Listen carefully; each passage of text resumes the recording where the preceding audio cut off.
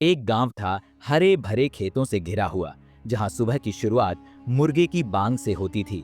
इस गांव में एक खास मुर्गा रहता था जिसका नाम था चीकू।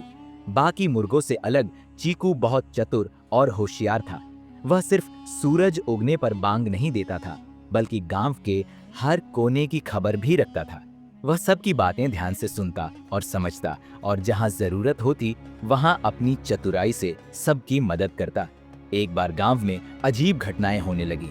हर रात किसी के घर से कुछ न कुछ चोरी हो जाता। कभी दूध के बर्तन गायब हो जाते, कभी अनाज की बोरियां। गांव वाले परेशान हो गए।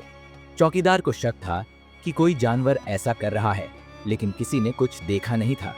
सभी परेशान थे, और तब चीकू ने तय किया कि वह इस रहस्य को सुलझाएगा। चीकू ने रात में सोने की बजाय खेतों के आसपास घूमना शुरू किया।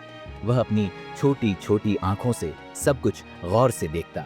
एक रात उसने देखा कि गांव के बाहर वाले पेड़ की छाया में कुछ हलचल है।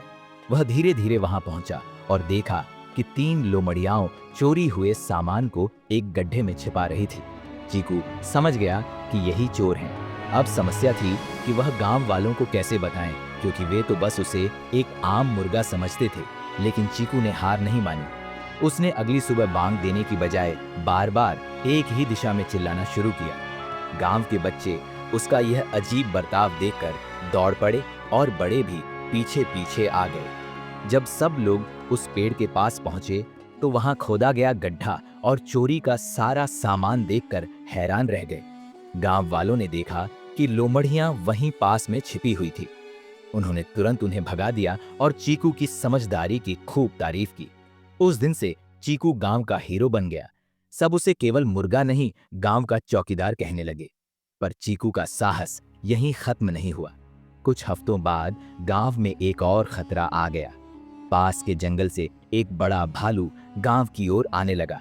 वह रात के अंधेरे में आता और जानवरों को डरा देता। सभी लोग डर के मारे दरवाजे बंद करके सोने लगे। लेकिन चीकू ने फिर से हिम्मत दिखाई। एक रात उसने भालू के आने का इंतजार किया। जब भालू आया तो चीकू जोर जोर से बांग देने लगा। लेकिन इस बार बांग में एक अलग लय और चेतावनी थी। गांव के कुत्ते उसकी आवाज सुनकर भौंकने लगे और धीरे धीरे लोग जाग गए।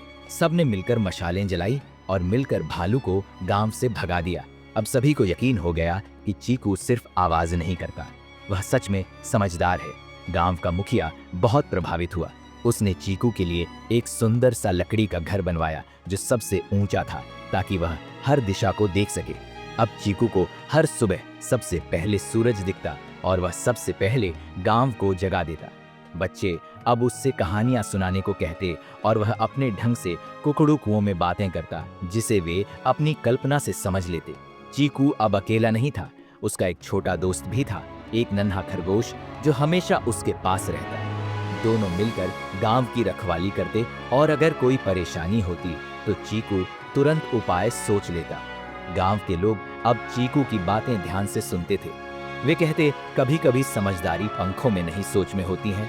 चीकू ने यह साबित कर दिया था कि चाहे कोई कितना भी छोटा क्यों ना हो, अगर उसमें साहस, चतुराई और सच्चाई हो तो वह बड़े बड़े काम कर सकता है।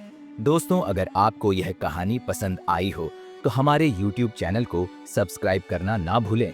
धन्यवाद।